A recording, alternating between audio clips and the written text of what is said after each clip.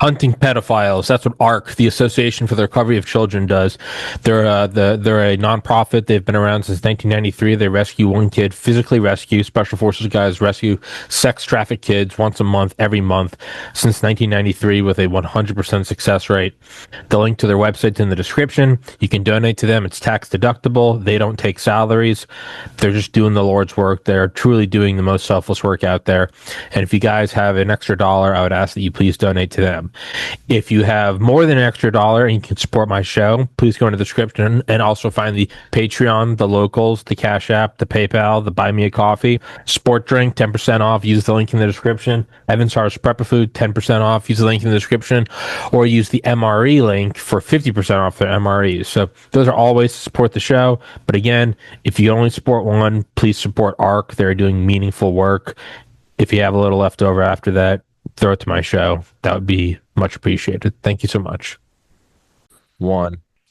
And we are recording with Brigadier General, or retired Brigadier General, excuse me, Blaine Holt, and Mr. John Cullen on Wednesday, August 26th, 2026 at 10:26 a.m. Eastern time. Now I'm turning a fucking white girl. I'm like, it's 26, 26, 26. But yeah, I want to say, you know, the dumbest people I know are the ones who are like, Cullen's a fucking retard, but those are also the people that are like, Dr. Malone's a fucking retard, or Dr. McCullough's.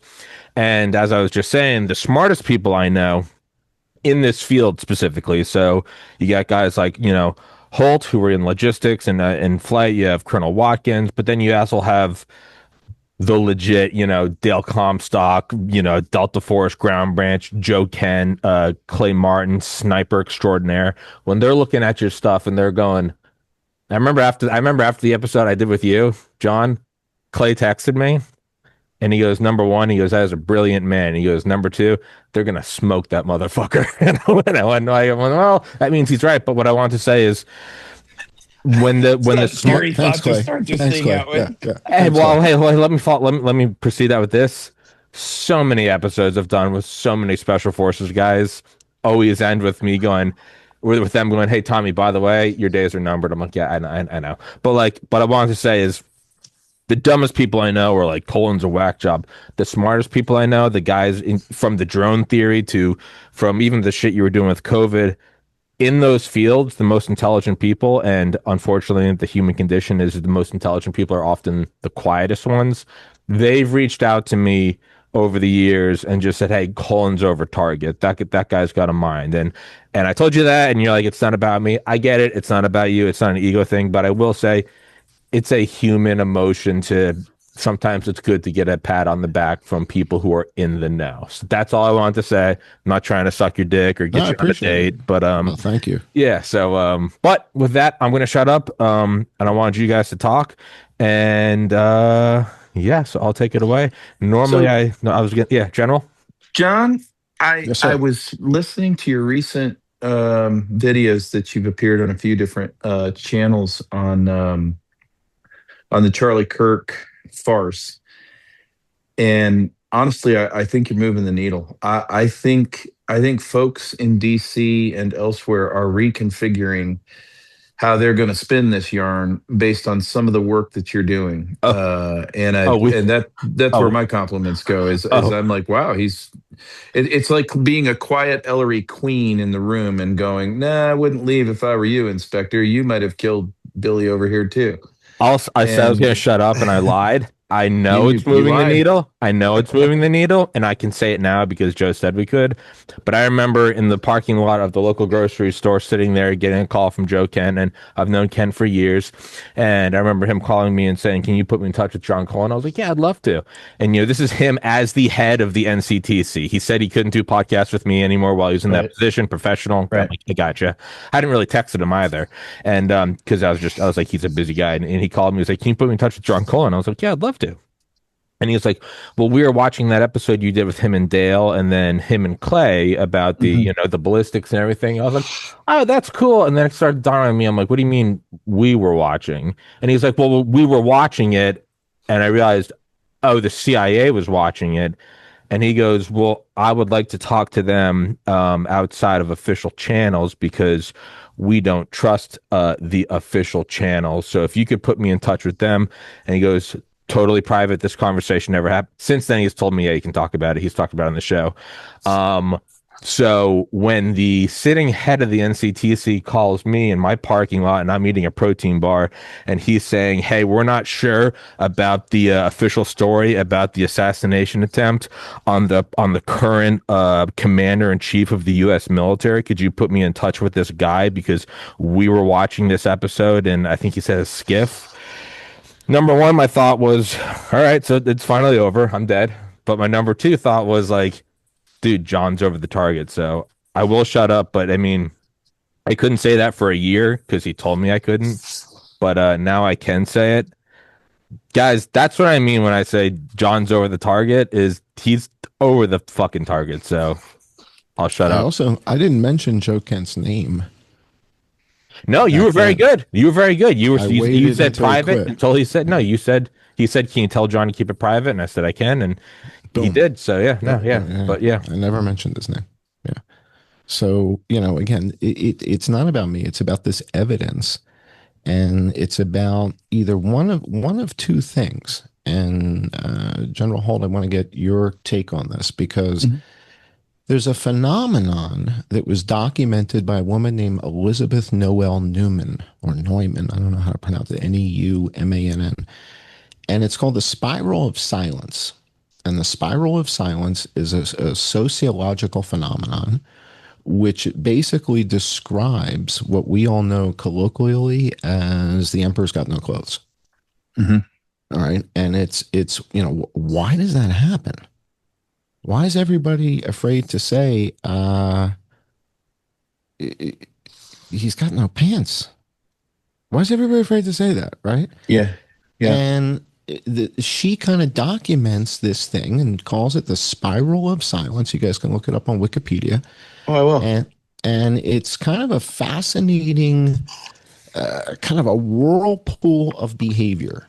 Where, because nobody talks about it. And people are afraid to get ostracized socially. And so this is where having Asperger's and being, a little bit of a social retard is great because I'm not afraid of being ostracized socially. Coined in 1974, the role of the mass media, which we saw in COVID about the whole.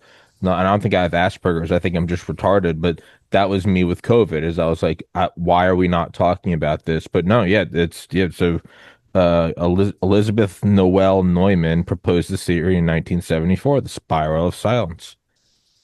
It's fascinating. I mean, I love it because it kind of explains the behavior. The other thing that explains the behavior, sort of the other side of it, would be the GEC. And, whatever they're called now, because I guess they renamed themselves last Christmas or 2 Christmases ago. But the State Department had this, the Global Engagement Center. Oh, yeah. Yeah. That was, creating all kinds of content online. And when you marry that with the signature reduction program at the Pentagon, 60,000 personalities. Signature reduction army, which is they work in they work with the GEC, but I think GEC's State Department and Signature Reduction Army is Pentagon. I mean, they really had to choose SRA, satanic ritual abuse, but whatever. Well, the idea here is, let's just use as a straw man. I'm not saying he is, but as a straw man, you get a guy like Tim Pool, right? So Tim Pool looks like an adult Cartman, right? He wears the hat all the time, right? Right. And, so the question is this a real guy? Or is this a signature reduction product? Did they create this character, Tim Pool, with the whole backstory, all the way back to high school and the whole thing? And that's the Pentagon's job. But the GEC is the group that kind of funds, pays, and organizes the activity. And meanwhile, all these guys are making millions of dollars. And Tommy and I will tell you, making 50 grand a year at this is hard as hell. Yeah, to get to $5,000 a month, it's unbelievably difficult. I always said, the show is legit because when you look at the guests I have, who also go on much bigger shows, and people go, Tommy, somebody sent me a clean microphone cover because they've been using that since 2020. I go, it's because this podcast doesn't make any fucking money.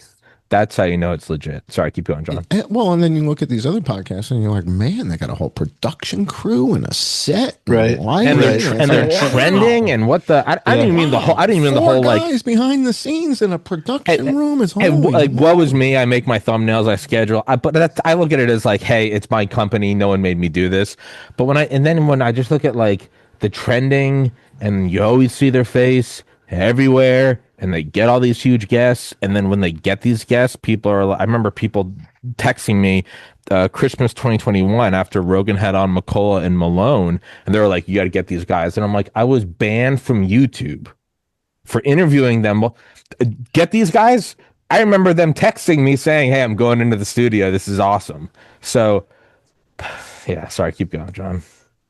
Well, to me, there's kind of two explanations. One is the spiral of silence. And when I'm saying an explanation, I'm talking about an explanation for not talking about the things that appear to be taboo on each one of these cover-ups, right? So whether we're talking about COVID or the Vegas shooting or the Butler assassination attempt or the Kirk thing, it seems that in every one of the cases, there's this bit of taboo evidence that nobody wants to talk about.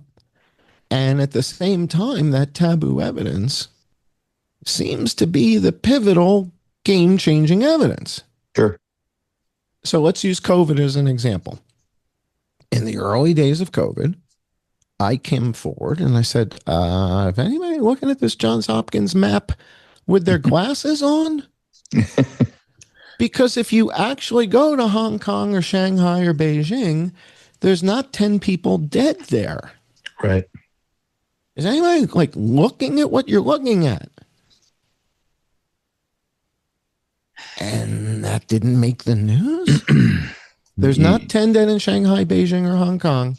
Not 5,000 dead in China. Yeah. And Langley comes up with this China's lying thing. Brilliant.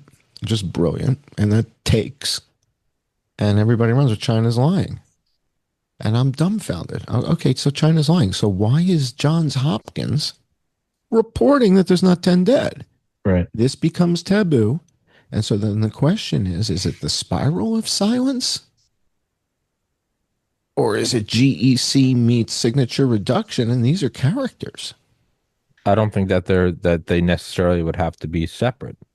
I think you can set something going and then, oh, you really think it came from China? I think the two go hand in hand. I agree with you. But I think that the number of characters, we'll call them, that are actually signature reduction / GEC players that are online, that have an online presence on YouTube / X, I think it's a dramatic number that would stun people. And to me, the litmus test is the pivotal game-changing evidence in each one of these cover-ups. Early on, when I first started doing this with Vegas, nobody wanted to talk about the helicopters. And we got video evidence of aircraft in between Mandalay Bay and the Delano. And eyewitnesses saying, I think they're shooting at us from the helicopters. And nobody wants to broach the subject. Right. So is that spiral of silence? Is that the early days of GEC? Was that really the first big cover-up where the State Department, CIA had to work hand in hand, the FBI, to get control of this thing? Do you remember what the linkage was or what the timing was between the Smith-Mundt Act going away and the GEC stand-up? Smith-Mundt, was Smith-Mundt 2012? Was that part of the 2012 NDAA? I think it was 2012. I think I think the GEC appears somewhere right around or just after that. And I will say, I talked about this yesterday with Colonel Watkins, and I'll keep it short, but we've talked about this, John, is the idea of Operation Mockingbird. Before Mockingbird, it was newspapers, but Mockingbird was obviously the big. When they lost their control over the MSM, the CIA, they're evil, but you got to respect their stick-to-itiveness and adaptiveness. They adapted and they got into social media. And then as these things grow, and we've now had these for 25 years, if you don't think that they've then adapted again and gone, now there's all these alternative podcasts and you got to get in there. Sure, you have bots, but sometimes you need more than a bot. Sometimes you need a dude that goes legit in there and goes, hey, this is your task. your thing is the helicopters. Bots can be about retweeting and stuff, but I think it probably came in hand with the Smith-Munn Act. We also don't know when they said it when the GEC started. We also don't. I mean, are they being honest? Um, all these things happen. It's very simply a natural evolution of controlling Walter Cronkite and four other people. It's a natural evolution. Let me advance some thoughts. Sure. Yes. Spiral of silence. Emperor's not wearing any clothes. I think that's in this bucket of marble ice cream, for lack of a better term. But I think that when we look at everything from the nonsense narratives of from 9/11, Las Vegas, Charlie Kirk, COVID, the thing that you have to remember above all, before I kind of walk you into some of these layers that are all going on at the same time, we'll call them tracks, is that the government, whenever you see the government trying to work together in an interagency way, and what I mean by that is the administrative state, the deep state cubicles are all lit up and doing things together, because that starts with a network of friendlies called Cat C political appointees. I even had an Obama political appointee in a Cat C role in my role as the communications director for the chief of staff and the secretary of the Air Force.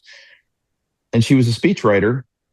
And near as I could tell, she wasn't there for anything other than to just spy, watch me, parrot back. So I made sure that she got a good report to take all the time. But whenever the interagency Cat Cs are working together, they're dysfunctional. They're dysfunctional. They're competitive. They're it's F troop. They're just not good. And by and large, when we see certain elements of rolled out narratives, what was it? And I love the number, 33 hours to the microphone, and Kash Patel's ready to declare it was Colonel Mustard with the pipe wrench in the conservatory. Right. It's a nonsense that gets power behind it because the group think of the interagency said so. And then the guys in the field have to make it real. That's what I want to talk to you about. So that's what I'm hoping, that's what I think the premise for this discussion needs to be. Yeah, so I agree. All right. So here's what I kind of want to get your take on. Hey, by the way, if this show's rolling and it's going good and we want to keep pushing it, I can just text the next guest and. No, I'm just letting you know if we're still 2 hours. I know if we're still rolling, I just want to let you know that's an option. Thank you. Cool. So here's what I'm thinking.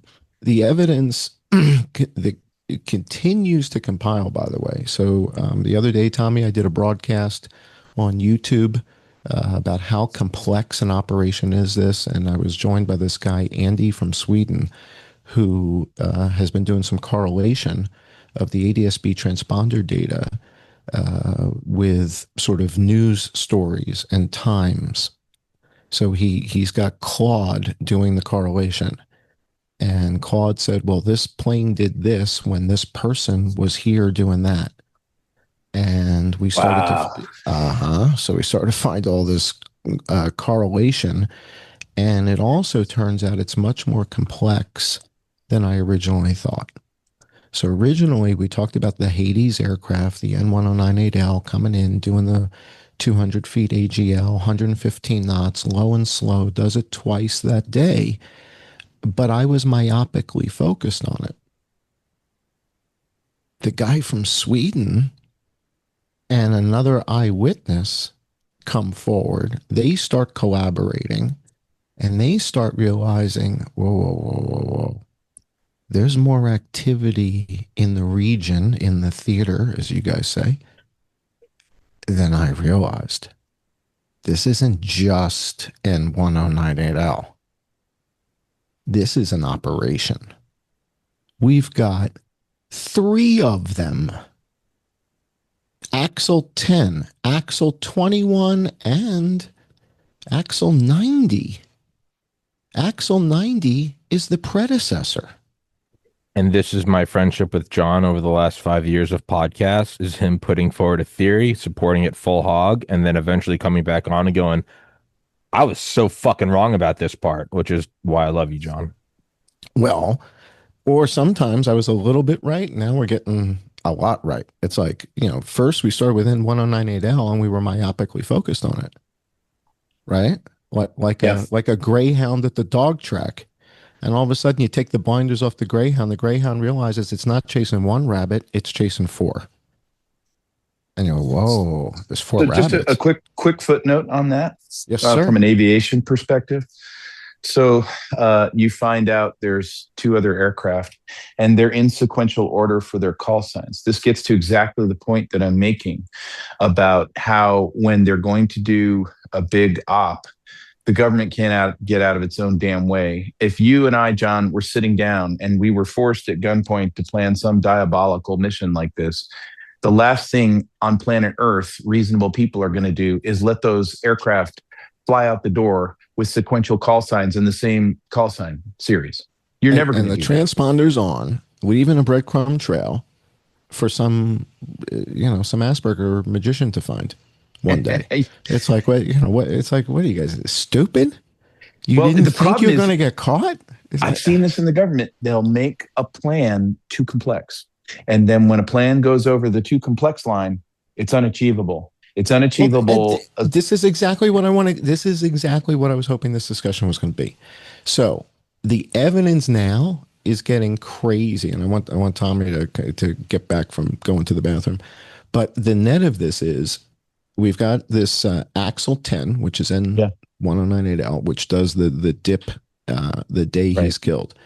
But its sister ship is Axle 21, and this is N2100L. Mm-hmm. The next day is the day, 33 hours later, that Tyler Robinson turns himself in St. George at the sheriff's station. It happens in the evening. The next after his impossible car ride. There's too much. There's too much ridiculousness. All right, so that's just the funny part. All right, so here's all right. So the narrative tells us he gets to the police station that next evening, and he's turning himself in.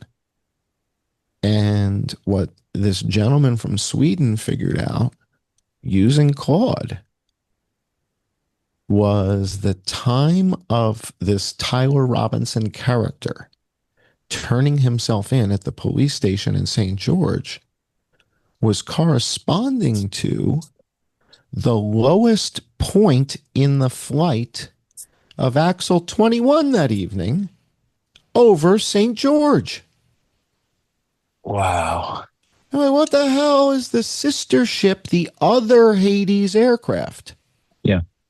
The other Hades, there's only two of them in America that we know of. One is N1098L, the other is N2100L. But you said we have a third airplane with the Axle call plan? That's Axle 90, and that's an Ares. Before Hades was Ares, A-R-E-S. And that's not a G6500. That's the previous generation. That's the G6000 from Bombardier. So this is but they could have the same mission. They could have similar capabilities. Right, exactly. Yeah. It's clearly an ISR plane, right? So we know it's ISR.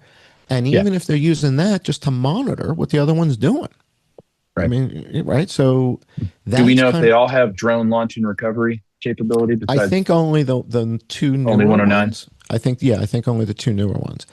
But this notion that its sister ship the next day is in St. George at its lowest altitude, and the flight plan had it going from Ontario to Fort Bliss. Right. St. George isn't on the way. St. George is like 400 miles off the rum line there. Right. You draw a line from Ontario, California to Fort Bliss, it doesn't go anywhere near St. George. Yeah. So they go over to St. George. They dip down low and slow again, right next to the sheriff's station. Mm-hmm. At the time that the message shows up in the Discord thing I did, or the chat to the to the Lance or whatever.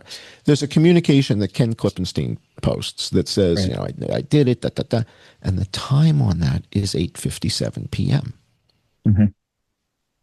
Axle 21 is at the courthouse at 8:57 p.m. or the sheriff's station at 8:57 p.m. That's when it's right there. And do we know, the message shows up. Do we know anything about the antenna sets that these aircraft have on them?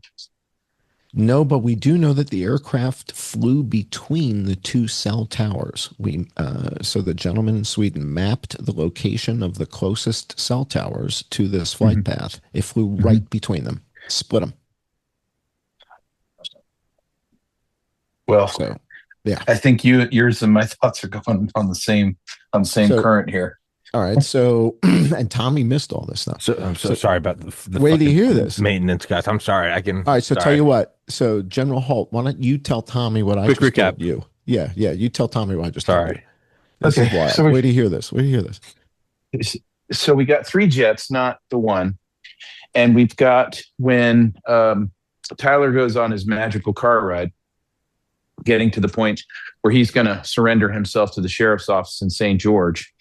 One of the 3 jets goes on a dip, flies through or in between 2 cell towers at the exact moment that he is not only surrendering, but it's also in the timeline in the vicinity of these texts that show up that show damning texts back and forth and then his confession. So the question that I'm teasing out with John is, do we have the capability we were talking about the antenna arrays on the aircraft. Do we have the capability to go ahead and interdict the IMEI of the phone or the Discords or whatever their laptop series were, get in and inject Discord messages, get in and inject whatever? I'm going to suggest that that's a possibility. I'm not saying that I know that that's what happened, but I am going to suggest that these aircraft, if they have the ability to go in and harness cellular systems, then it doesn't really take an advanced hacker or a rocket genius to go ahead and find an IMEI, which I would assume that they had if this guy is their patsy, and then they can manipulate his electronics. As to quote, and first to quote the great Tim Dillon reading the text, he goes, "Has there ever been a more comically admitting this is Lee Harvey Oswald texting his wife going, I hid the rifle up there. I sure hope they don't find me. But number one, he said the jets flew through it. I don't doubt that. I don't doubt any of that. Is even that though a bit of a smoke, because we can just do that from Langley. No, not always. Okay. Not always. All right. Yeah, okay. All right. I don't want to divert it, but okay. Well, I think what we have to assume that there's some reason that Hades is there the next day, right? So there's some capability that this aircraft has. And so, you can put a dozen hypotheses on the table. This is the thing that I think people are afraid of. People are afraid to hypothesize. People are afraid to say, were they going to Jack Ruby this kid? Yeah. Well, was this kid going to get popped in the forehead walking up the steps and unfortunately Catherine Nestor was in the way? Not over yet. I guess that's why these conversations, one of the many reasons why these conversations are important is because I think Tyler Robinson is still a danger of being Jack Ruby. Oh, yeah, I agree. Or Epstein. He's going to choke on his bedsheet. Yeah. Right? Yeah. So, yeah. I mean, in fact, I'd love to know, Tommy, next time we get together, what's that gambling website where people bet on all kinds of crazy stuff? Oh, Polymarket. Yeah, are people betting on Polymarket that this kid offs himself before trial? And is it 25-1 or 47-1? And don't forget, sometimes that's a good way to get leaks from the Pentagon. Did you see that guy that got life in prison because he was in a skiff talking about them bombing Iran and he went on Polymarket? Yeah. Oh, wait a minute. You know who owns Polymarket, right? No, the Blue and White Country in QTEL. The what? No. The Blue and White Country does. Oh, there you go. Yeah, they're gonna make a couple. If you start seeing it go up on there, yeah. All right. So let's continue this concept here. So not only do we have the Axel 10 Hades aircraft, which is N109AL. So that's the one that was low and slow the day he gets killed. The next day, its sister ship is in St. George, also low and slow, at the police station at 8:57 at night. 8:57 p.m. We've got its sister ship at the police station as the kid has turned himself in, and Ken Klippenstein reports and shows us this. I don't know if it's a Discord chat or an SMS message or whatever, but it's basically a confession at 8:57 p.m. And, General, yes, it's right overhead. And keep in mind, this is kind of like the Fort Huachuca crew. Yeah, I think they've been doing this for 10 or 20 years. I mean, so this is apparently still very sloppy. Well, sloppy, but they got. Well, this gets to my point about making a big op happen in an interagency way. And yet, hang on though. At the same time, I think we've got to humbly admit that if it wasn't for this friend of ours in Sweden, and another guy or two. Right. We wouldn't know this. Nobody's tracking this. Okay, I was going to finish my comment on this earlier. I was going to say, but for the sake of everything that this show has always been, I don't know anything about these guys. Always be aware of random friends that pop up. That's why the ADSB data is so important, because I go in and I actually pull it up and I'm like, oh, I don't doubt anything. But when a random friend shows up and gives you a new piece of pivotal, I've learned that because I've had intel guys tell me that over the years. Oh, sure. Yeah, that random guy that emailed you that said he's got the killer story. All right, so let me point that out to everybody. So let me make sure everybody understands. The program I just published 3-4 days ago that's got, 15,000 views on YouTube. It says, how complex an operation was this? All of the screen recordings of the ADSB stuff, I made that based on him telling me the story. So he's just telling me the narrative. He's like, well, on this day, we see this plane here and this plane there. I went in after we recorded that to the Global ADSB Exchange, and I pulled it up to run it side by side with a conversation to validate everything he's saying. Yeah. All right. So that data is there. And that's the kind of data, Tommy, that the government really doesn't want us looking at. So it's like, I wouldn't be surprised if it got scrubbed. There's assumption sets. So that let me finish the thought. There's assumption sets out there at very low levels that the aviation piece was never going to get looked at. That the crowdsourced investigation that has now gone global was never going to go pick that apart. They, as bad as it sounds, where you're like, that doesn't sound plausible, the government would know that the public was going to take great interest in that. No, they don't make those kinds of assumptions. In fact, what they do in the cubicle spaces is they'll look at Larry next door and go, Larry, you're overthinking this whole damn thing. The jets will go do what the jets have to go do. And let's not forget there's other aircraft involved in this with foreign registrations, and not just Egypt.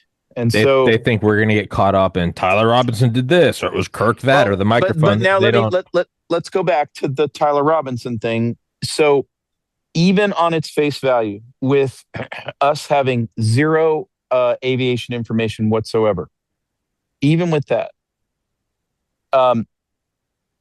the government's official story when Kash Patel stood at the podium was obvious horseshit. Obvious. It wasn't even close. And where we're going here is when we looked at all those other things that have happened, Las Vegas, COVID, 9/11,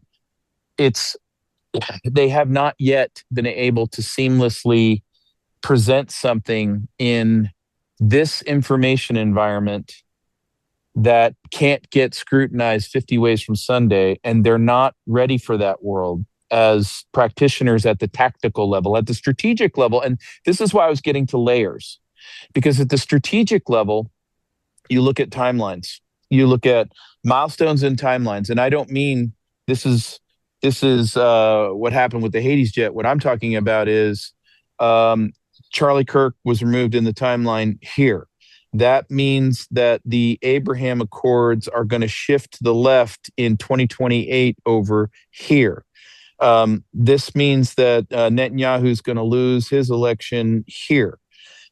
I'm talking about those great big strategic movements, but the people who work in that space, they don't do the tactics. They're like, okay. And so then they'll turn on the TV news and they'll go, why do we have a bunch of people throwing rocks at Kash Patel over making this announcement that this clown shot him? They're not talking to the door kickers. Right. The guys in the Pentagon aren't talking to Dale, who's Thank you.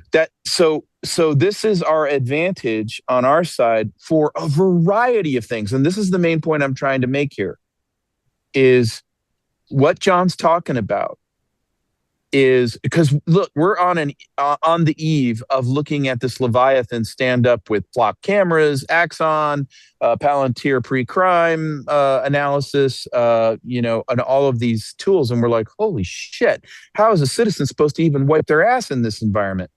But what I'm saying is looking at the performances of these operations. That we have tremendous power that can go very quickly amongst the people. Now, that's not to say that some of these tools aren't taken away from us, because they're getting a little pissed off that within 20 minutes we've figured out that they're idiots. But the advantages that I see in my learning moments from the Charlie Kirk thing, and there's tactical investigative work here to do, but I have great faith in the crowdsourcing effort that's going on right now, because it's not going away. But what I'm doing is to get back to the strategic level, is to go, do you see what's happening here? Do you see that globally the sovereigntists, and I mean at the individual level, are crying horse shit every time this stuff goes down, and they're picking it apart now at a much faster level. They're questioning at a much faster level. And so John's talking to a guy in Sweden. The Swedish guy runs some Claude modeling. We now know much more about the aviation element than we did before. This gives us the ability to go on and say what we've just been talking about. What were the antenna arrays on these Bombardier Global jets? What are their capability sets? Where did the crews come from? What are they trained to do? What's the Huachuca element? Did they have to fly the aviation situation there because they're running the op out of a JTF headquarters that stood up temporarily at Huachuca? And not to say that any of those things I just said are what happened. It's just when the Claude guy in Sweden runs his modeling, cascading questions now can come out that are there for other people to go answer. And so when we see this Jack Ruby type bullshit go down like we saw in 63, I think they can still do those things. I think they think that those types of operations are still in front of them. And that's where their hubris is. That's good for us. It's good for us, but here's where it gets a little deadly. They'll get messy and violent. Yeah. Well, that's it. When Kash Patel went to that microphone, he knew there were millions of us with enough sense in our brains and experience to go, everything you're saying is a lie. Everything you're saying is a lie, and I know it's a lie, and I'll figure out why I know it's a lie. I knew within 20 minutes we had a big problem after it happened. Also, keep in mind, Joe can't say everything that Joe wishes he could say. Correct. All right. Right. That's why I'm very blessed I don't have a clearance. I'm very happy I don't. Otherwise, I'd have a black van in front of my house. And Joe's under investigation by Kash. Yeah. They're investigating him actively as we speak. And, are they still doing that? They're still doing that. He's in good spirits, though. He still laughs at the memes I text him. He's again. What I was going to say is, have nothing to hide, and he doesn't. And again, and I don't mean this in a look at me way, but if the people that assume I'm a Fed, this doesn't matter. But when you look at just this podcast, and I get to know John, and then I think at one point we were doing one of the shows, and you're like, Tommy, reach out to the Special Forces guys, and I was like, I just happened to reach out to the most accomplished snipers in the history of the planet, and they're like, yeah, I'll come on with Tommy. I know Tommy, and they're looking at John's shit, and John's portraying all of it, and they're looking at not that, yes, no, and this thing coalesces, and then all of a sudden it's just, and it goes up to here, and it comes out to there, and now regardless of the fact that they're coming after Joe Kent, the very fact that is now out there, that this episode was viewed by Kent, and then he stepped down. Was he told to step down? All of this stuff is they are in this. They are still in this 1980s. We'll just tell them, or 2000. We'll just tell them the WMDs are there, and people are watching this stuff in real time. And it is you can't decades, they have not been able to bust out of this problem that they've got. If you look at, so I've told you that they will use the sledgehammer when they realize they will use the sledgehammer. Yeah, but it's not all working out. Okay, blow up everything. But they will. If you remember, I've told you about where I was the night that Benghazi went down. I was in the U.S. European command post, watching with abject horror as every rung of leadership all the way up to the Oval Office made horrible decisions, and I can't talk about more than that. But to make the point, it's a movie. It was an incendiary movie, and we all know that that's bullshit. And once the cognitive dissonance, or whatever you want to call it, wears off, everybody understands that Hillary's not going to sell this movie story with Susan Rice by her side. Had this Hollywood group not made this incendiary Islam movie, and I'm sitting there watching them trying to sell this from the inside. I am sitting there in the command post the next day watching them try to sell this bullshit, and and that's when my brain starts to go through all of the histories and going, well, if this is horse shit, what did they do here? What did they do here? What did they do here? And then you start really adding it up and going, they're not even interested in make it make sense. So, and then you get the media Mockingbird angle, which will sell this shit, this slop, into the papers. Oh yeah, I mean, you're a conspiracy theorist if you don't understand that it was one shooter and Tyler did the whole thing. Candace is crazy. Lionel is crazy. Barron is crazy. Okay, well, is everybody going to be crazy then? Because you've got this is what happened with me and Rob O'Neill. We were on with Rob Finnerty in April just to talk about why both of us think this whole thing is horseshit. And we just gave out some, for openers, here's the reason. And it was in late July that Candace Owens somebody gave her that clip of that segment, and she put that on the air on her thing, and the world went nuts. And it was like, this has been out since April. Now you're nuts. It's like because of her audience. Because of her audience, they went nuts. The numbers. And what's happening now? I was going to say, sorry, last thing, and then you have things like Rabbi Shmuley coming out, that fucking meatball covered in pubic hair, when he comes out the other day, and not just the fact that he's a disgusting, egotistical, fucking all that shit. But when he comes out and you see the things slip out and he goes, the world needs to fear us. Okay, yeah, of course, you want your nation feared. And he goes, why? He's talking about, taking out Hezbollah leaders. He's talking about killing Iranian leaders. And then in the same sentence, he goes, why are we allowing Tucker Carlson to still talk? Why are we allowing Candace? Number one, motherfucker, you're in a different fucking country. And number two, you think he might have included Charlie Kirk in that sentence if Charlie was still here? Yeah. Man of the cloth, are you? Yeah. Well, yeah. But he's got great prices on machine guns. On his dildos. On his dildos that he sells with his daughter. Great prices on machine guns. So. That fucking pedophile. You guys know his website, right? Botech? Yeah.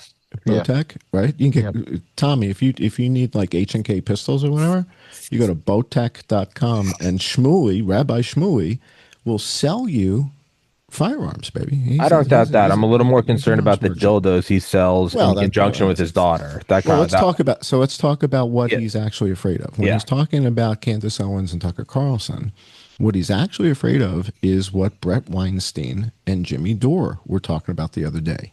Yeah. Which is, why is no one talking about the drones in Hades? Right. Brett Weinstein is a scientist, right? He's like a biologist. And Brett's going, we've got a Hades aircraft at 200 feet off the ground and 115 knots twice, and we got UAVs flying all over the place, and nobody wants to talk about this. And Jimmy John, if they could redact things in nature, that's what they'd do. They would paint a black stripe across the sky, going, "There's no airplanes there." Well, if they could, they would. And they're like, "Well, what do we do?" So. But it's fascinating because now Jimmy Dore Brett Weinstein are kind of breaking through that glass wall, They are. whether it's a spiral of silence or Yep. not. Yep. And by doing so, to me, they just ooze credibility because they're saying, "Hey, They I do, see and this." regardless of the fact that we've been telling the truth, and I don't mean any, I don't, I have nothing, I have no dislike against Candace, but when it moves from me screaming on the podcast about dildos, and it moves from Candace and people that dislike her, when it does get to them, you just have to be very honest. There's a level of credibility, and sometimes that's what the average person now needs to see is to see a well-spoken, more calm guy going, well, what about this?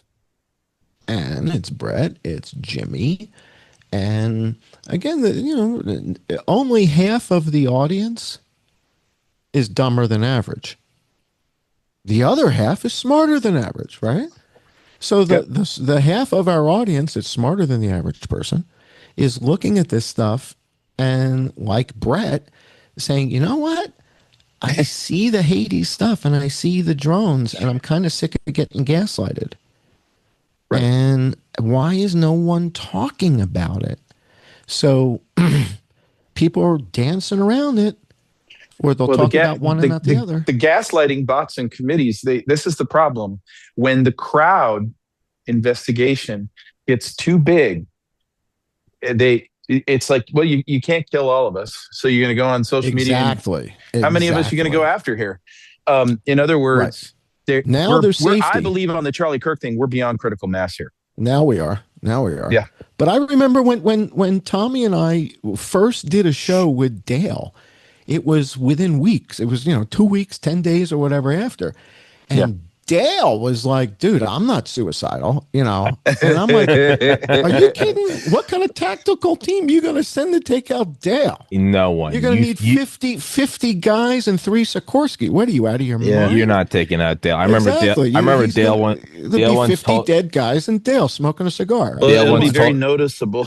Dale once told me what are you doing? Dale once told me he got a heads up from this is years ago from some former JSOC guys about when he comes to Florida to visit family and friends and stuff, that there was actual Taliban members that had been put there because Dale had killed so many of their friends, and they suggested that Dale kind of get like a wig or something and shave his beard. And I remember Dale going, I'm actually going to keep coloring the beard and wear the same shirts because I want them to know who I am.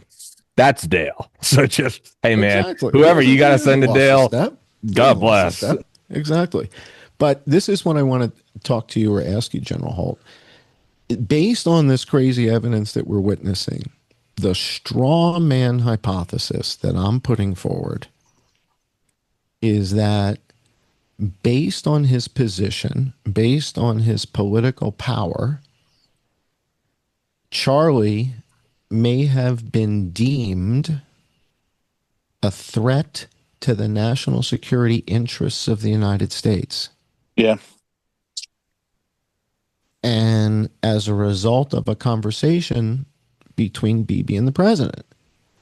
And if Bibi says, look, here's what we need to do. We need to rid the world of Hezbollah. We need to rid the world of Hamas. Iran, the nuclear weapon thing, everybody will understand that. But the net is, if we don't cut the head off the snake, this Hamas and Hezbollah thing is just going to continue, and we're never going to get this new Gaza thing off the ground. And the money is all about New Gaza. The money, Qatar, Bahrain, UAE, it's all about New Gaza. And New Gaza can't proceed if Hamas and Hezbollah. Well, if Charlie's in the middle of all this saying, well, don't go to war with Iran, everybody should love each other, whatever. And Bibi says he's got the young people. He's going to control the vote. He's going to end up running for president. And Trump may have a different legacy in mind. And in other words, I can't imagine a scenario where this type of sophisticated military asset set is being deployed to take out a guy unless he's deemed a national security threat to the interests of the United States. Yeah. So let me What are your jump in. thoughts on this? I'm going to jump in here. I don't think at all that Bibi Netanyahu and President Trump have consensus on damn near anything. Okay. I think let's go back to the war. I think that President Trump, who does not want to be involved in wars, certainly not ready to commit our army to another confab like we had in Iraq or Afghanistan. I think when it was very telling when Rubio came out and said, well, Israel kind of forced the issue and now we got to go drop these bombs on Right. Iran. Right. There is a forcing function there because Israel does have a suite of weaponry that we would really like to not see a nuclear exchange. If we saw a nuclear exchange or even a nuclear hit, all modeling will show you out of the Pentagon that everything goes at that point in time. So I thought when the B-2s struck those targets June in 2025, it was actually a very, very smart strategic idea to put a tourniquet on things and look at Israel and say, okay, well, look, we've solved the nuclear problem, so there's not a problem there anymore. But again, let's remember that's just about the time that the famous "Why don't you sit down and have a reasonable talk with people?" Charlie Kirk in these billionaires' homes, and so you would say, well, if all of these government assets are involved, and if all of this clandestine crap ends up in Charlie being unalived. What I will tell you is that would be evidence to me of the bifurcation between the administrative state and the one that was elected under President Trump. And I don't believe, I mean, President Trump is walked such a line with adversaries who would come after him under any circumstance, a breadcrumb to impeach this guy, and they'd go for it. And I mean Republicans and Democrats. So I do think that there is an Israel issue on President Trump's mind, and there is an alignment issue in how to get things done to go to this place called the Abraham Accords. But for right now, and in the presence of new evidence, I can be very malleable. I I think that they're two separate things, and that so if I sat down and said, hey, President Trump, we actually are the ones who are the trigger pullers on the Charlie Kirk thing, and here's all the evidence. I think it would be shocking to him. Quite honestly, I don't now he may understand everything that happened that day now in the aftermath, but I don't think given what the president's got on his plate, I don't think he'd take this risk for 5 hot seconds. I think he'd be telling them, learn to deal with Charlie. um, And so there are there are officials inside this cabinet that I am convinced, I'm not going to name them, but that I am convinced are absolutely working against the president. There is an admin state out there that is working against the president. These tentacles go right up through the city of London. And there are elements.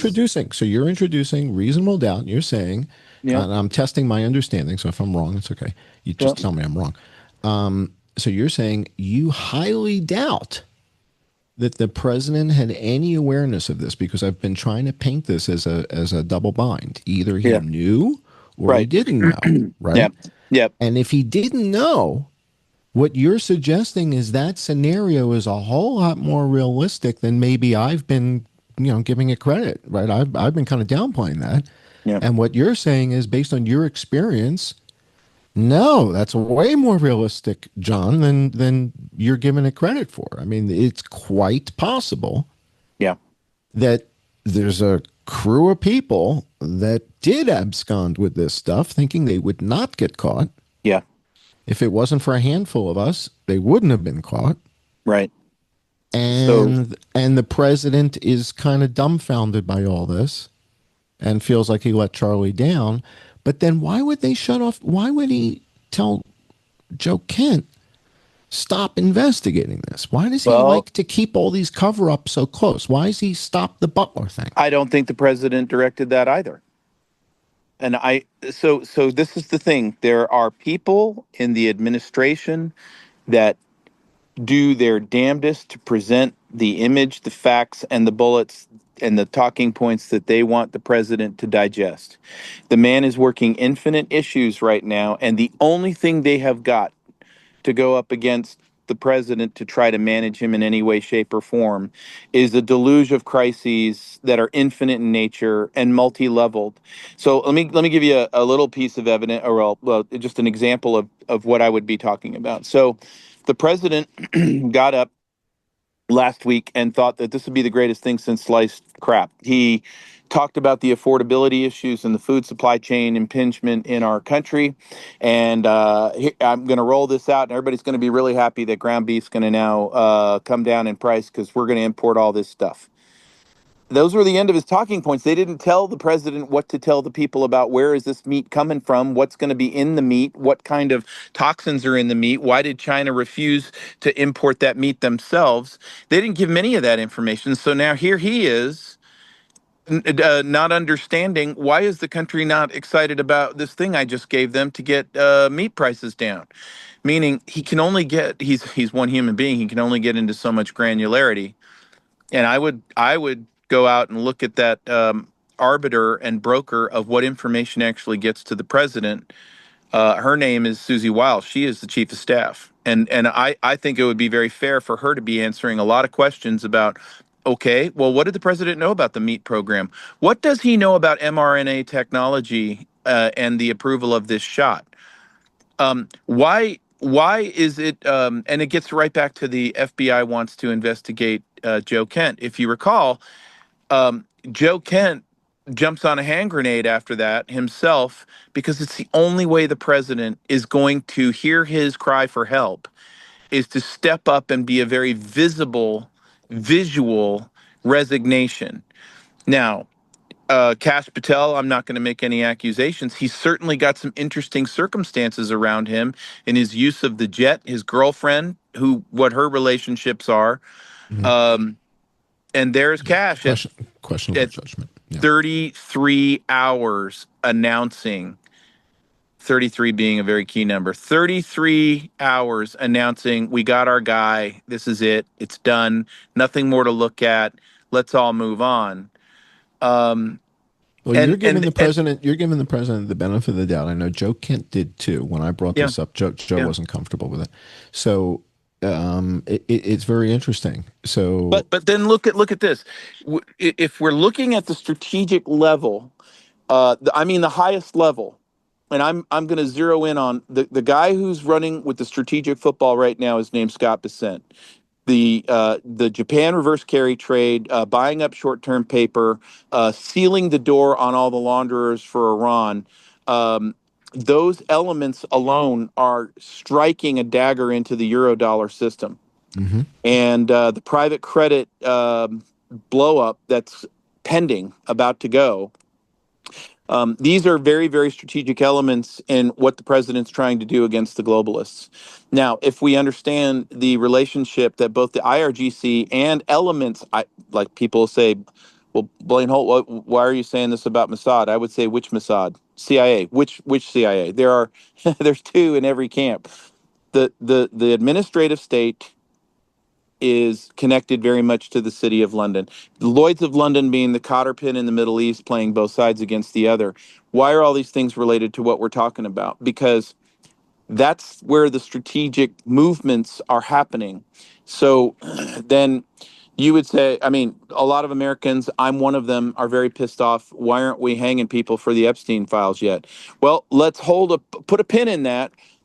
Is that where that sequences into this master plan or this grand strategy that's currently underway, whether you want us believe it or not?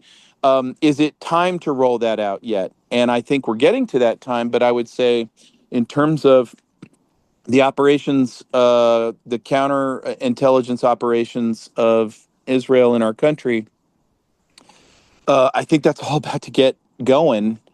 But then if you have this hit, and if they're in any way related to it with our administrative state, then why would you go after that right now if you've got a big strategic track going on meaning the entire hit could have been something to derail the Trump strategy that's underway. That's interesting. That's interesting. So now this introduces this notion then that there is a rogue element, and this is, this is what I was talking about with Joe Kent privately, was a rogue, when we're talking about Butler. Is there a rogue element within the government that's trying to take out the president? And, again, it's a hypothetical discussion, right? So Sure. you put that on the table and they say, is there evidence to support that? And so if we run with this hypothetical scenario, which is that the president had no idea this was going on, Right. and that there are characters that have access to these assets that have overconfidence bias. They believe they're going to get away with it, Yeah. just like bank robbers. They think they're sociopaths. They've been in these jobs for 20, 30 years. They think they're smarter than everybody because they can fly at Mach 2. Right, so they think they're hot shit, and they develop overconfidence bias, and I guess if they're approached and financed and incented to do something with these assets and keep it quiet, how would the president know? The president's not watching ADSB feeds. Again, if it wasn't for a handful of lunatics, we wouldn't know this stuff, right? Well, one of the greatest weapons that exists in the government is leveraging or using the complexity of the bureaucracy itself. And this is why you'll see very, very arrogant intel operatives, intel officers boldly proclaim, when we start talking about UFO files and all of that stuff, the president is not cleared to that. He doesn't have a need to know. Openly, they say those. So what that is confirmation of, yes, Virginia, there is a deep state. And if you go back through the files of Operation Gladio, Mockingbird, Paperclip, since the Dulles boys still had pimples on their face, they've been operating with impunity. No doubt. No doubt. I mean, some people have said that it was turning down Northwoods that put the wheels in motion for JFK. 1,000%. Yeah. So, he said, no, you guys are out of your mind. And they said, okay, next. Right. That's right. I will say it's a very interesting approach. It's a very interesting concept. And I have to admit, I haven't given him the benefit of the doubt. I assumed if something of this magnitude was taking place, it could only have come from the Oval. And and then based on that, I'm trying to figure out what the hell did this kid do? Yeah. To warrant this. What I will do is, I often do with professionals on this show, is disagree with them based on no experience. What I would say, not disagreeing with you, General Holt, but to a degree, I think that very point that John said is the fact that this occurred. You have to go, who's in charge of that? And then there's the argument of, well, if this thing happened on your soil and you weren't in control of it, the last thing you want to do is come out and say we don't have sovereignty over our own country, or I don't have full control of my government. So you're telling me there's gambling in the casino? Well, it's not that. It's so let's just say it happened and Trump did it. Okay, well then obviously you would deny it. You could say Israel did it and Trump had no control over it, and he goes, well, I'm not going to come out and say that another country did this because this makes us look weak. Or elements of many countries did it. Or whoever. Sure. Or another one is, I don't have full control over my government. This happened. I don't want to come out, and that's an ego thing and a power thing to go, there are factions in my government that I'm not in control of. There's a lot of this, and what did Charlie Kirk do? I never really watched him before any of this stuff, and I've said it before. I admit I always just kind of thought he was like a dweeb kind of guy, and I've since watched him and realized how eloquent and moral of a man he is. He went on shows with like chicks that did OnlyFans, and they'd be like, "Have you jacked off to me?" And he would just look at them very lovingly and be like, "We're never gonna agree on this, but if you find Christ, you can."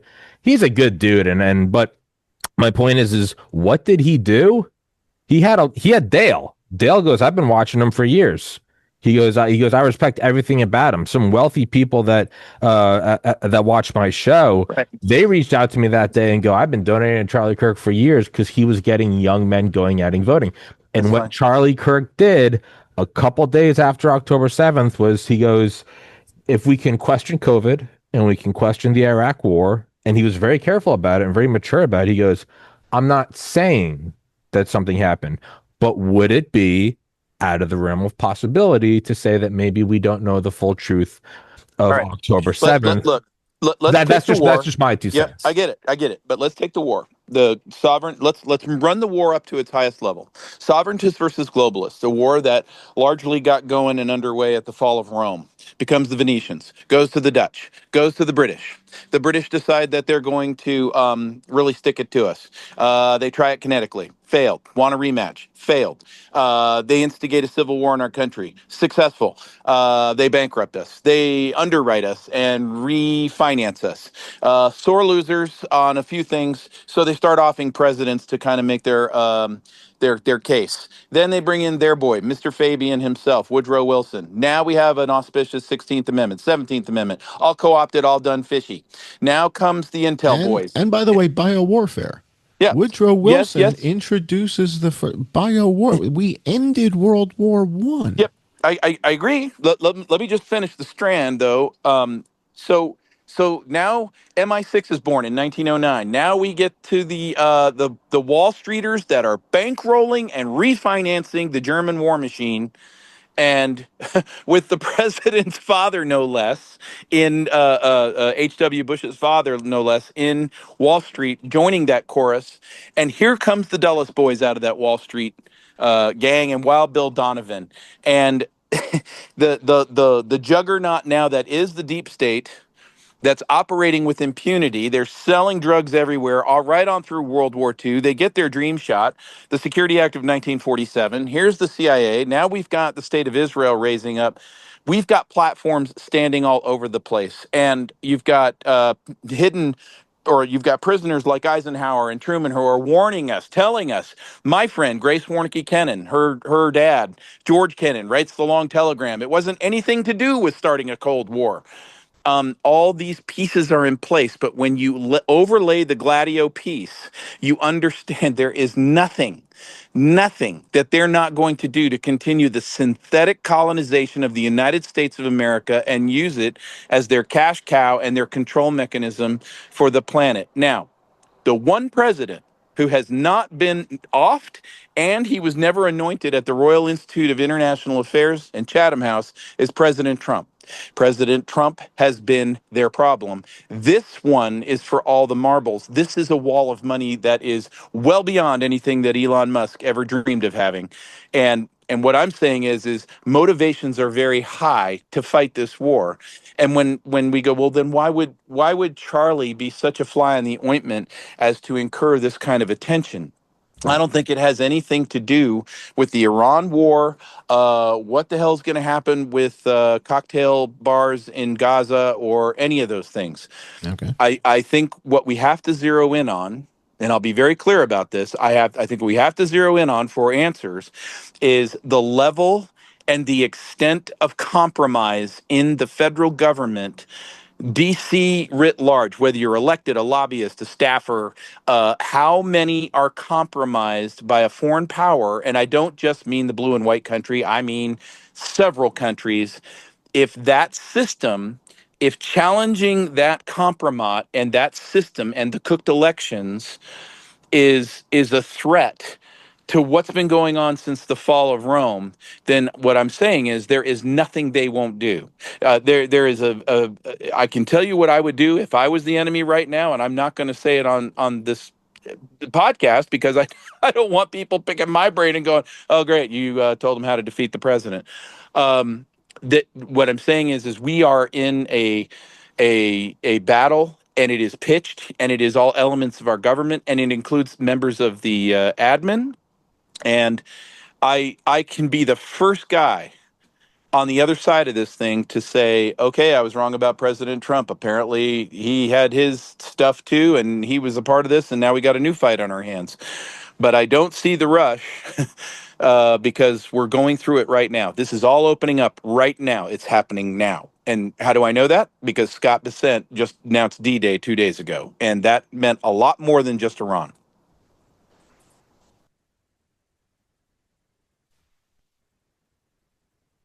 It all sounds good to me. I mean, I get it.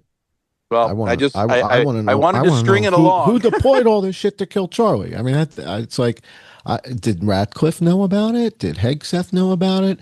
I want to know who's the highest level person that knew we were deploying all of this stuff to take out Charlie Kirk versus somebody walks by him on the street and slices his femoral artery.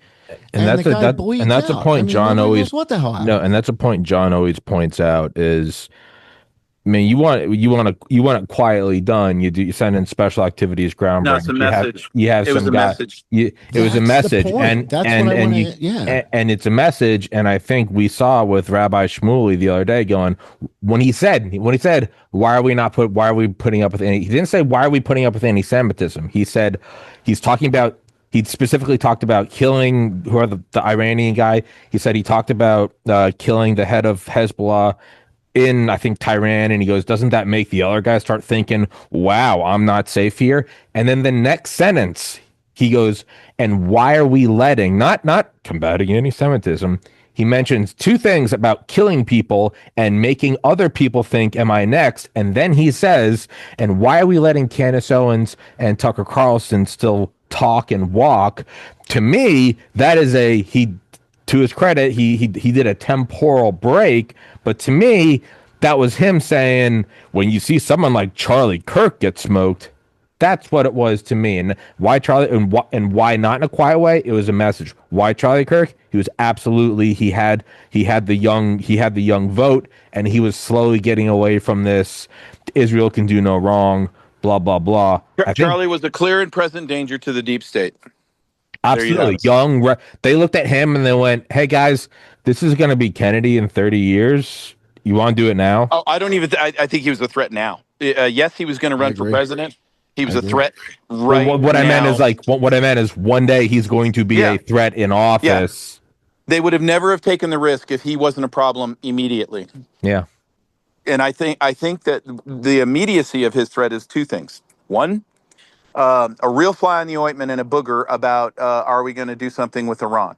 Two, you can't have an agent like this that's possibly going to threaten the status quo and the way things operate in Washington, D.C. You can't. Yeah. And I think that's why they did it. And it's not just that. Well, what about like podcasters? That he was more than a podcaster. He was going out and talking, and he'd been doing this for a while. And I said this before. Yeah, his events, those TPUSA events, had eclipsed the CPAC stuff. Oh yeah, that guy Matt Schlapp kind of became a laughingstock a couple years ago. There was some fraud going on, and so I don't know. CPAC just kind of crashed and burned. TPUSA went to the moon. He got everybody to come out to those things.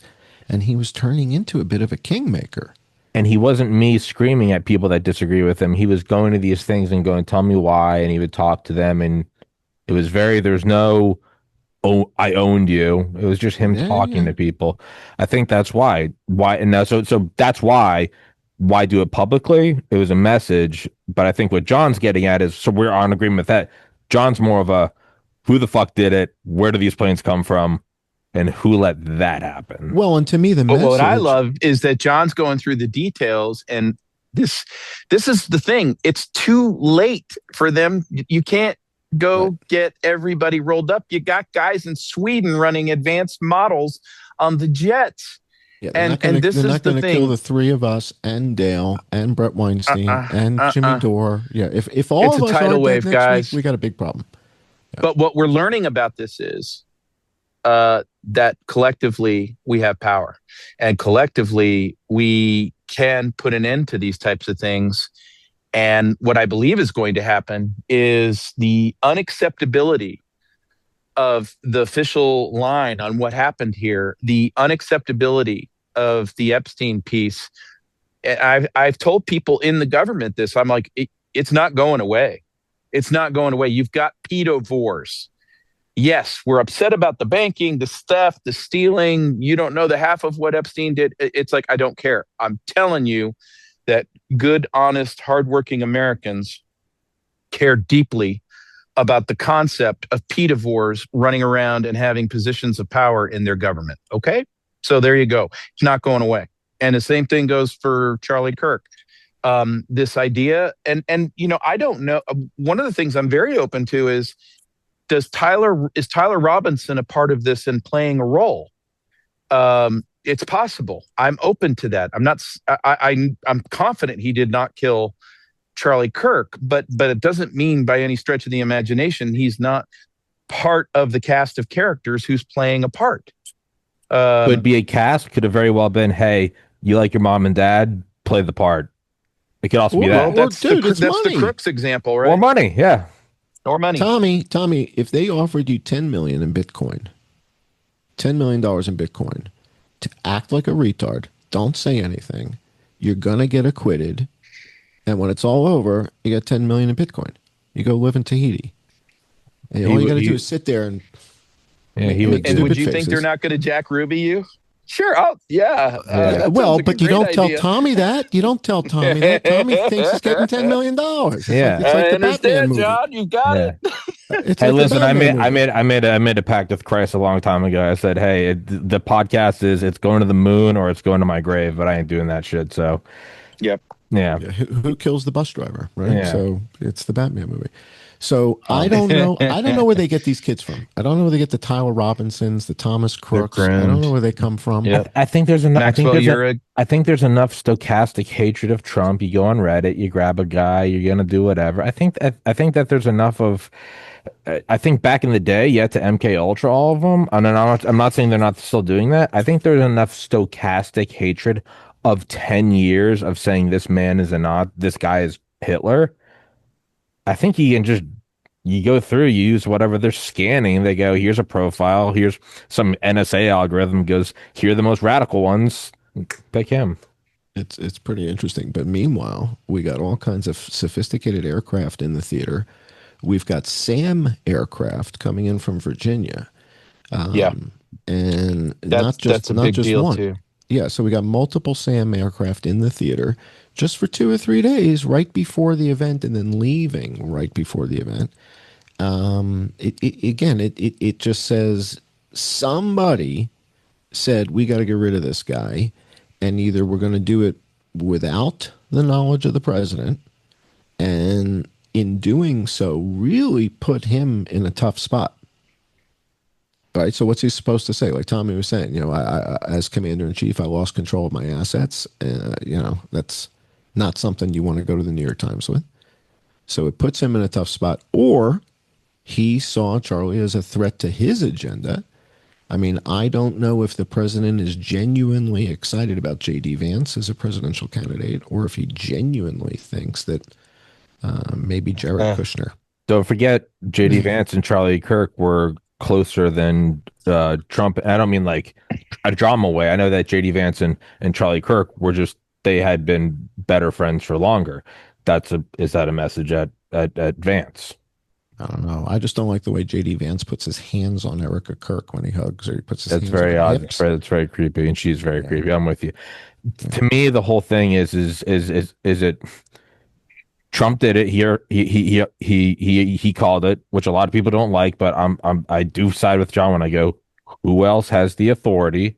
And then the other two answers are equally as bad. There's a faction within the government, or there's a foreign government. Regardless. But we don't hear foreign pilots. Those are our airplanes. And I hear our guys who sound very white. They sound like General Holt. The Egyptian airplanes. Let's be fair. If you're going to do a good foreign op, you're going to use guys that, it's our air. Look, I'm not saying if the Indians are doing a false flag, they're going to use me, not an Indian. Do you think that there's ever been a time that the deep state has gone and sought presidential authority? That's the point. That's what I'm saying. Your whole twist on this is a valid twist. I'm not sure authority matters. No, I get. This is a valid twist. It's a valid twist, and it puts him in a really tough spot the next day, right? And so the question is, who's got the balls to do that? In other words, to kill Charlie Kirk, using these assets, plan all this stuff, not tell the president. People that brought you JFK. There you go. Right. So that's what I'm saying. all This that is a stuff. valid twist. It's But it is scary as weird hell, though. this is an op this is something where if you saw all of this surrounding Butler, you would go, well, it's the biggest powers in the world, of course.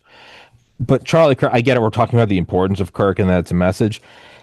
There's a lot of horsepower and a lot of technology. If they want me, my Civic's just going to hit a wall and it's whatever. There's a lot. I get the whole sending a message. There was a lot of horsepower, Miltech. Is he that? I get he's important. Yeah. Was he that important? That's the part I don't get. That's where I side with John a little. And for anybody listening, to my theory right now is I genuinely believe I truly believe it is 50% Israel. I think there's about a 20% chance that it was factions in a government that Trump doesn't know about. I'm 30% on that Trump gave the green light for whatever reason. I cannot. The one thing about my show is I'm an idiot, I'm retarded, I'm a faggot, but I try to be as honest as I can. I cannot discount that the president of the United States didn't give the green light. My working theory, just my gut. So again, people have to understand that the process I go through uses these straw man hypotheses. It's a working theory. And as soon as we get new evidence that contradicts it, we adjust the hypothesis. So right now, the evidence to me indicates this vast deployment of technology, of military assets to take this kid out. It's either with the president's knowledge or not. And I believe the Gaza peace deal being signed being announced 28 days later, the ceasefire was exactly 30 days later. And then the president is off to sign it. New Gaza is the outcome. We're going to start building in New Gaza. And I believe that maybe, possibly, Bibi incented the president and said, this Charlie Kirk guy is a pain in my ass. If you take care of this problem, I will get you the Gaza peace deal. I will by the way, you know that Bibi nominated Trump for the Nobel Peace Prize. So I will nominate you for the Nobel Peace Prize. We will have peace in the Middle East. Right. So I think Trump that was the motivation. Trump doesn't care about the Nobel Peace Prize. He has used that as a red herring troller thing the entire way through. That's possible. But again, that's what I'm saying. It's hypothetical. Yeah. There are if there's something that unifies Washington, D.C. at about the 80% level, it's that they hate Trump. They want Trump gone. And that includes all the Republicans as well. And the reason is because he is a threat to their way of life. And so the idea that Trump would order a hit like that, they would have loved it. But the result, let's say Trump succumbed to a moment of weakness and said, yeah, I can really see it. Let's go ahead and lay on that op, execute. You have my approval. Let's say that happened that way. Okay. Well, then what would have happened by November is all this astonishing evidence comes out and the president's name is on it and he authorized this and this is why Cash said what he said and it was all done this certain way and President Trump did it and he'd be impeached by March. I've been asking this for years. There's just too many that want to fail. It's interesting. No, it's interesting because I've been asking the same question about other cover-ups. In other words, why don't his adversaries say, hey, wait a second. Why were you meeting with Moderna on January 13th? What was that all about? Why don't his adversaries do that? Why don't his adversaries say, hey, wait a second. Why are you shutting down the Butler investigation if we've got testimony from a SEAL guy that there's a second shooter? I understand. And I think I know why that is. and it gets to what I talked about earlier in the conversation, which is there's a sequencing to this plan that he's running. There's a sequencing, meaning yes, Butler, not Butler now. And the reason, and I was really dialed into that until Candace started connecting dots between Butler and Charlie Kirk's assassination that have yet to be validated and explored. But the fire chief who died that day had a very interesting friend who had acknowledged to him that he was moving illegally PETN, the explosive, and had a relationship to the plant that blew up in Tennessee. Now, sounds like a distraction from a second shooter. Well, so if Candace had explored the second shooter, she'd have credibility with me. If Candace had, I understand. Right, so I see Candace as a limited hangout because of the evidence that she avoids in every case, and then she pursues tangential bullshit it's like Corey Comparatori was not the target of the assassination. No, I agree with you. Right, so the president what was I'm shot in saying the is, head, all these are to me, Candace John, basically Candace is full of shit, is what it comes down to. John, all I'm saying to you is there's puzzle pieces in the box that are unaccounted for. And what I mean by that is so when we say, well, why didn't the president light it up and let them pursue the Butler investigation in a very big way? I'm saying that I think that's going to happen. I just don't think with the plan that they have arranged that needs to happen right now. And time will tell that soon, I think. But I think that's the case in many of these things where Americans are damn frustrated about where the hell are the arrests? Where the hell are, what's this Epstein crap? When are we going to dive into these other things? What is this J.D. Vance thing with the tech bros and Peter Thiel and all this other stuff? I think that I think we've got a very, very, very big war underway, and there is no guarantee that we're going to win this. And there is no guarantee that we know who's who in the zoo in this war. I just understand the magnitude of it, and it makes World War II look like peanuts. It absolutely does. And it's a very big deal. And I don't think the president would risk in any way, shape, or form the ability for them to snuff him out, because that would be the next logical operation is, okay, president's got this stuff all over him. He's the one that authorized the hit on CK. All right, now let's go take him down because John Thune will help lead the way in the Senate. That's some tricky stuff. Some weird stuff.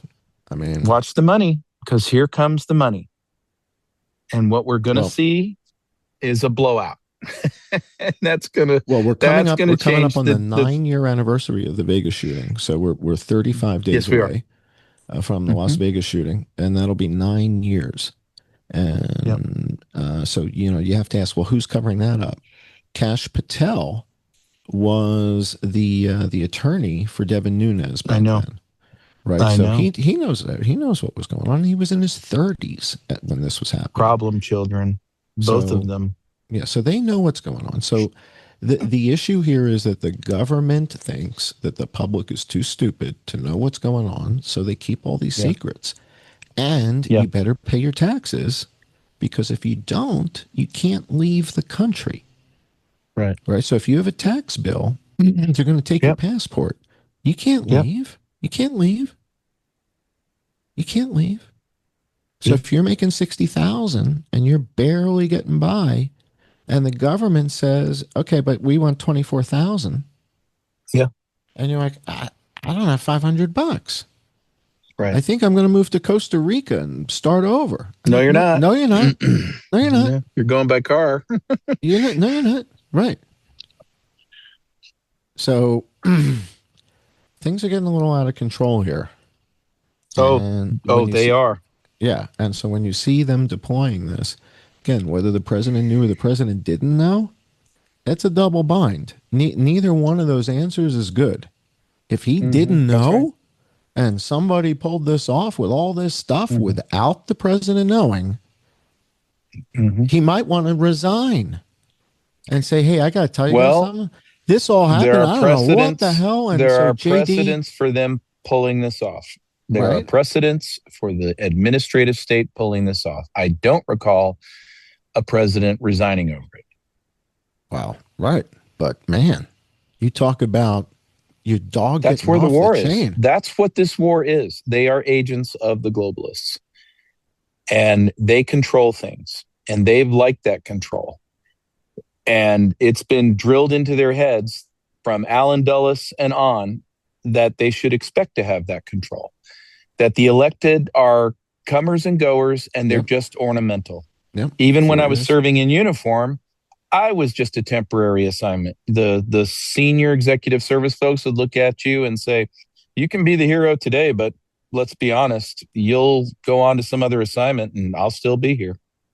I can't wait to do an episode with you about when you were based over. Where the hell were you? Kyrgyzstan or you were Yeah.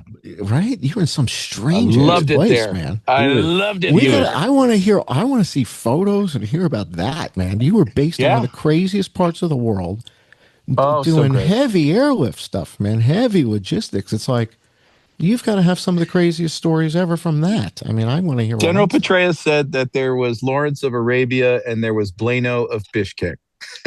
I mean, it's got to be wild. I mean, we got to do a whole show on that. I mean, that's. I'm looking forward to it.